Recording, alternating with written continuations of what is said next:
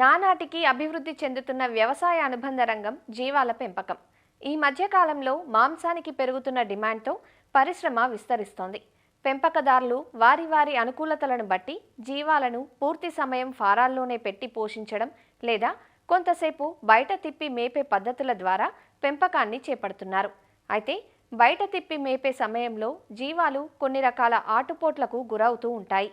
ముఖ్యంగా ఎండలు పెరుగుతున్న ప్రస్తుత సమయంలో కాపరులు మేత కోసం, నీటి కోసం దూర ప్రాంతాలకు మందలను తిప్పుతూ ఉంటారు. ఈ క్రమంలో ఎండ దెబ్బకు గురి కావటంతో పాటు పలు రకాల ఆరోగ్య సమస్యలు జీవాలకు సంక్రమిస్తుంటాయి. దీంతో ఒక్కోసారి మృత్యువాత పడుతుంటాయి.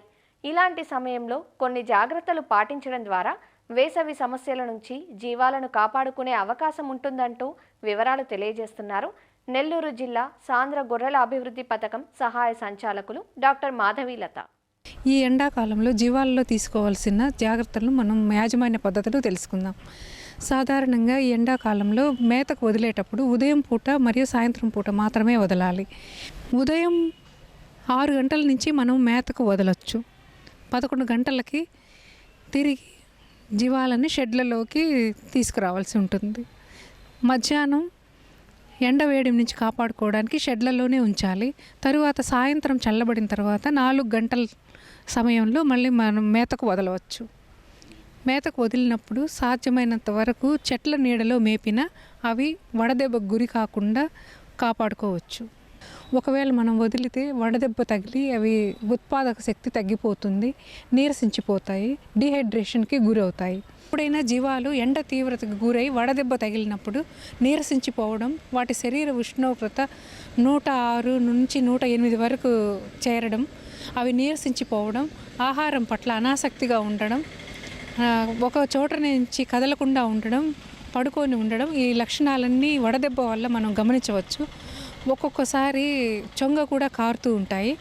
ఇలాంటి పరిస్థితుల్లో మనం నిర్లక్ష్యం చేయకుండా వెంటనే ఆలస్యం చేయకుండా సమీపంలో ఉన్న పశు వైద్యులను సంప్రదించి వాటికి ట్రీట్మెంట్ ఇప్పించవలసి ఉంటుంది.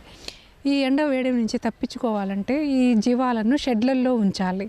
షెడ్లు లేని వారు చెట్టు నీడలో ఉంచాలి. జీవాలు ఉంచే షెడ్ల చుట్టూ నీడనిచ్చే చెట్లను నాటాలి. అదేవిధంగా తగినంత చల్లని నీరు అందుబాటులో ఉంచాలి. ఈ నీటిలో కొంచెం కల్లు ఉప్పు కలిపిన మనము మినరల్ బ్యాలెన్స్ను కూడా సాధించవచ్చు.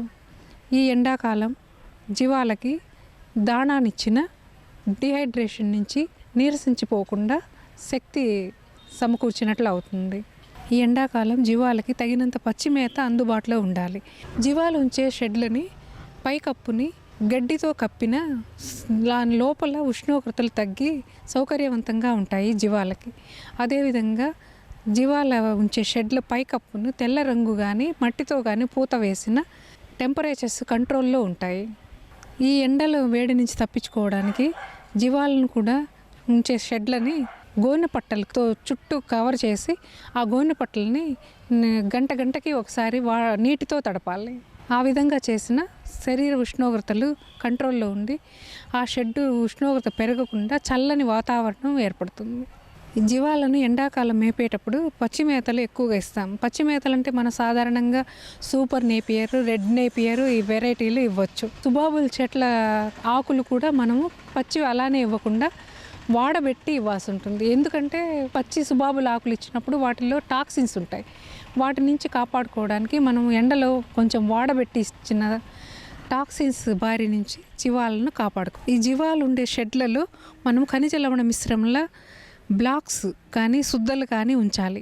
ఆ శుద్ధలని నాకడం వలన వాటి బాడీలో మినరల్ బ్యాలెన్స్ సమతుల్యం అవుతుంది.